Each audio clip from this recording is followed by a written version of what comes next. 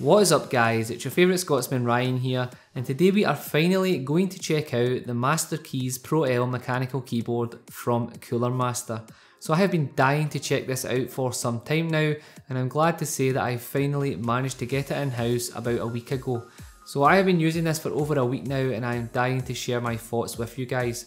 Just before we begin, I would like to let you know that Cooler Master have actually went ahead and launched their brand new ecosystem of maker products, and some of my favourites include their new PC case, the Masterkeys 5, and of course the Masterkeys Pro keyboards that we are going to look at today. So if you fancy checking out any of the products, I will leave them linked all below, and they are definitely pretty awesome, so I suggest you guys go ahead and check them out.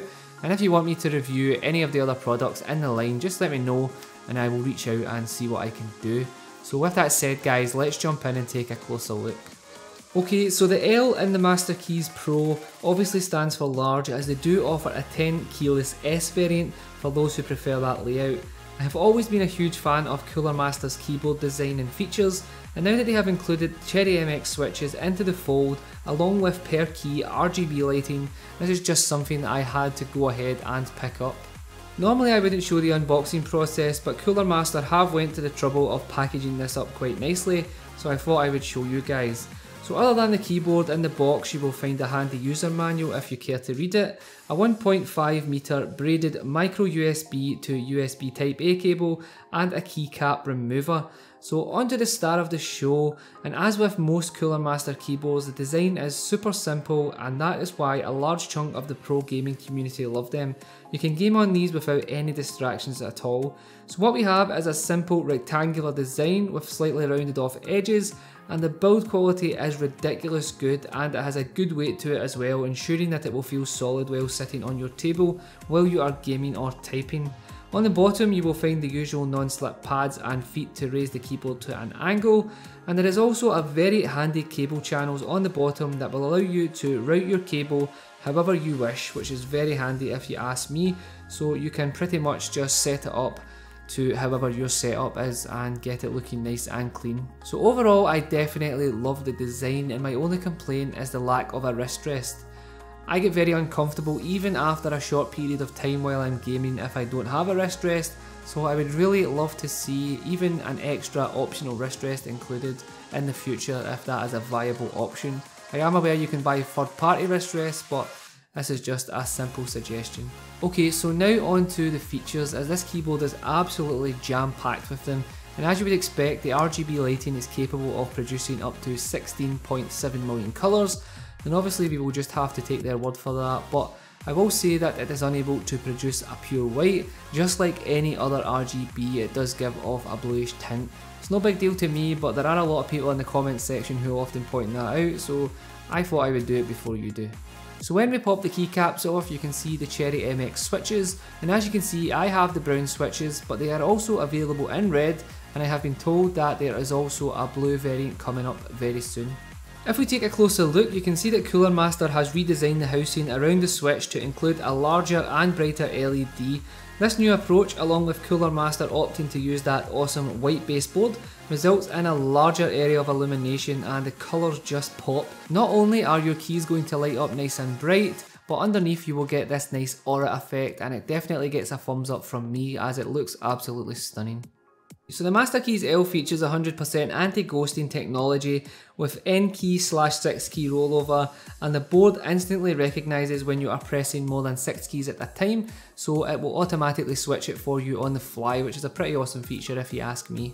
So all this is made possible by the 72 MHz ARM Cortex M3 processor inside, which Cooler Master claims is 25% faster than their old processor, and either way you should have no trouble executing commands instantly, and lag should definitely not be an issue with this keyboard, and during my time using it there was definitely no signs of it at all. Okay, so now let's talk about my favourite feature of this keyboard, and that is the fact that you can control all the RGB lighting on the keyboard itself without the need for software. Cooler Master do have an awesome software suite, but the fact that you can control all the aspects of the RGB straight from the keyboard is absolutely awesome. So on the keyboard, if you hold down the function key, you can control all the aspects of the RGB using F1 to F3, and this will give you access to 10 levels of brightness. Honestly, there is a bit of a learning curve to recording mode, which is started using function F10, but when you get the hang of it, you can use the F1 to F3 keys to achieve any colour you wish by toggling through them and mixing to achieve the colour of your choice. From there, you can easily assign them to any keys you wish. If you would like to just keep things simple, function F4 will allow you to easily change all the lighting modes like colour wave, breathing, and all the usual modes that we have seen countless times. Okay, so moving on from there, F5 to F8 will allow you to adjust your peak rate if that is your thing. F9 lets you lock your Windows key for when you are gaming. F10 we have already discussed. F11 and F12 are for recording and deleting macros.